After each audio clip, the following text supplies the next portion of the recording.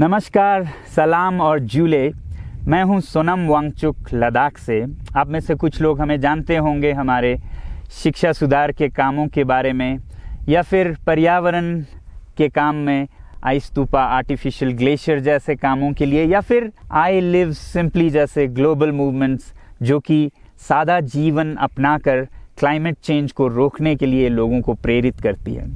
मगर दोस्तों, आज मैं इन चीज़ों के बारे में नहीं बल्कि आप लोगों को एक बहुत ही ज़रूरी संदेश देने के लिए आया हूं, जो कि चीन और भारत के बीच अभी जो टकराव और तनाव की स्थिति बनी है, इसके बारे में आपकी क्या जिम्मेदारी है।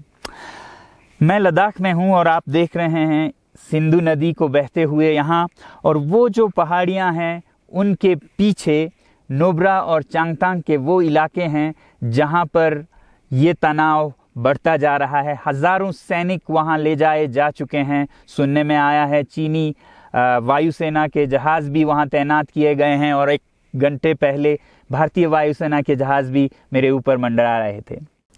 सामान्यतः जब सीमा पर तनाव होता है तो हम आप जैसे नागरिक ये सोचकर सो जाते हैं रात को कि सैनिक इसका जवाब दे देंगे।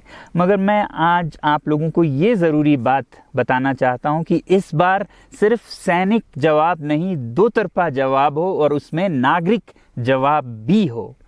तो आप जैसे नागरिक दिल्ली, मुंबई और बेंगलोर और अनेक शहरों से क्या कर सकते हैं इसमें, ये समझने के लिए पहले हमें समझनी होगी चीन की ये हरकत और वो ऐसा क्यों कर रहा है। आपने देखा होगा कि ये सिर्फ भारत के साथ नहीं हो रहा है, बल्कि पिछले कई हफ्तों से चीन ये दक्षिण चीनी सागर में वियतनाम, ताइवान और अब हांगकांग के साथ भी छेड़खानी कर रहा है। और मेरा ये विश्लेषण है कि वो ये सब किसी देश के साथ दुश्मनी के वजह से ज़्यादा अपने अंदर की समस्याओं को सुलझाने के लिए कर रहा है। आज चीन को सबसे बड़ा डर है तो अपने जनता से डर है। उनकी 140 करोड़ की आबादी, जो कि एक बंधुआ मजदूर की तरह बिना मानवाधिकारों के चीनी तानाशाह सरकार के लिए काम करते हैं और उसे धनी बनाते हैं। जब वो नाराज़ हो जाए तो फिर एक क्रांति की सी परिस्थिति बन पड़ती है, और इससे चीन बहुत डरता है। आज कोरोना के प्रकोप के बाद चीन में फैक्ट्रियां बंद हैं, एक्सपोर्ट्स बंद हैं और बेरोज़गारी 20% तक बढ़ चुकी है। लोग बहुत नाराज़ हैं, क्रांति हो सकती है, तख्ता पलट हो सकता है। इसीलिए चीन पड़ोसियों से दुश्मनी करके अपनी जनता को अपने साथ जोड़ने में लगा हुआ है, और ये पहली बार नहीं कर रहा है। 1962 में जब भारत के साथ जंग की तो वो जंग भी उसने अपने जनता को संभालने के लिए की थी। तब 4 साल का अकाल और भूखमरी हुई थी, और इससे ध्यान हटाने के लिए ये जंग की थी। चीन के लिए अपनी जीडीपी और जो खुशहाली है उसे बढ़ाते रहना बहुत ही ज़रूरी है, और जिस दिन जीडीपी घट जाए वहाँ की जनता क्रांति के लिए तैयार है। मैं तो कहता हूँ कि इस बार भारत की बुलेट पावर से भी ज़्यादा वॉलेट पावर काम आएगी। जो नागरिक पैसा खर्चते हैं चीन के सामान को खरीदने में, ज़रा सोचिए, हम आप भारतीय उद्योग को मारकर चीन से मूर्तियों से कपड़ों तक हर साल 5 लाख करोड़ के सामान खरीदते हैं, और फिर यह पैसा आगे जाकर हमारे सीमा पर हथियार और बंदूक बनकर हमारे सैनिकों के मौत का कारण बन सकती हैं। तो इसलिए अगर हमारे देश के 130 करोड़ लोग और 3 करोड़ जो भारतीय बाहर के देशों में हैं, सब मिलकर भारत में और बल्कि दुनिया भर में एक boycott made in China movement या अभियान शुरू करते हैं, तो आज दुनिया भर में चीन के प्रति रोष है। हो सकता है कि सारी दुनिया साथ आए और इतने बड़े स्तर पर चीनी व्यापार का बॉयकॉट हो कि चीन को जिसका सबसे बड़ा डर था वही हो, यानी कि उसकी अर्थव्यवस्था डगमगाए और उसकी जनता रोष में आए, विरोध और तख्ता पलट। और अगर हम ऐसा नहीं करते हैं तो कितनी बदनसीबी की बात होगी भारत के लिए, ज़रा सोचिए।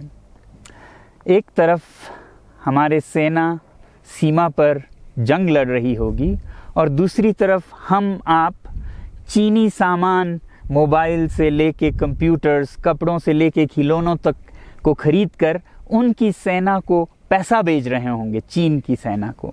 ये तो हुई हार्डवेयर की बात। दूसरी तरफ हमारी युवा चीनी सॉफ्टवेयर, एप्स, गेम्स जैसे टिकटॉक, शेयरिट, इन सब में मस्त, उन्हें दूसरी तरफ से करोड़ों करोड़ों का पैसा भेज रहे होंगे। तो इसलिए बहुत ज़रूरी है कि हम एक नागरिक जवाब ज़रूर दें और इसे एक अभियान बनाएं, ग्लोबल मूवमेंट की तरह। ये बॉयकॉट मेड इन चाइना का जो अभियान है वो भारत के लिए भी एक वरदान साबित होगी। जैसा कि हमारे प्रधानमंत्री ने एक विजन हमें दिया था स्वावलंबन का, सेल्फ रिलायंस, वो तब हो सकता है जब हमारे अपने उद्योग फलें फूलें। और जब हम बॉयकॉट करते हैं इन सामान का तो अपने देश के उद्योग का, उत्पाद का हम प्रयोग करेंगे और उससे मजदूरों को रोजगारी मिलेगी और सारा देश खुशहाल होगा। बजट होगा कि हम और अच्छी तरह से टक्कर ले सकें सीमा पर भी।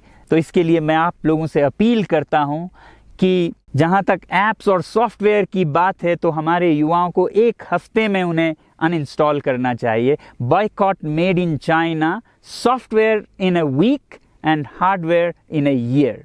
क्योंकि साजो सामान के लिए वक्त लगेगा हमारे अपने देश से और बाहर से विकल्प निकलने तक, तो उसे हम 1 साल के अंदर कर सकते हैं। तो ये हम न सिर्फ अपना प्रतिज्ञा करें बल्कि 100 और लोगों को इसके बारे में समझाएं, शेयर करें सोशल मीडिया पर, और हमारी जो मीडिया है वो जनता तक, देश के कोने कोने तक पहुंचाए।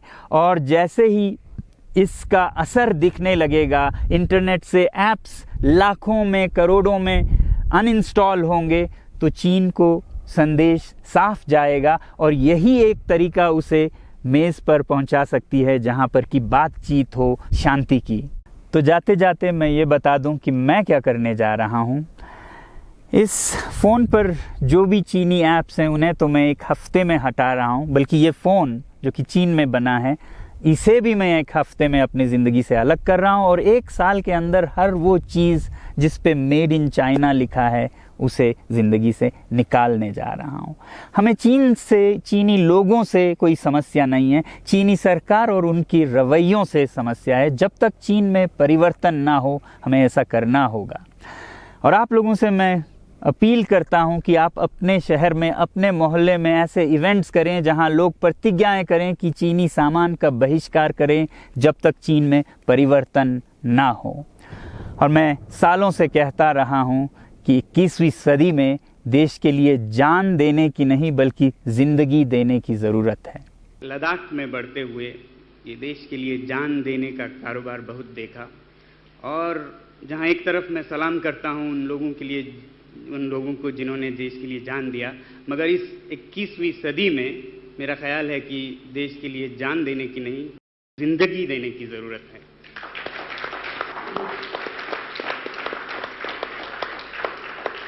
तो आप भी निभाइएगा अपना रोल। जय हिंद।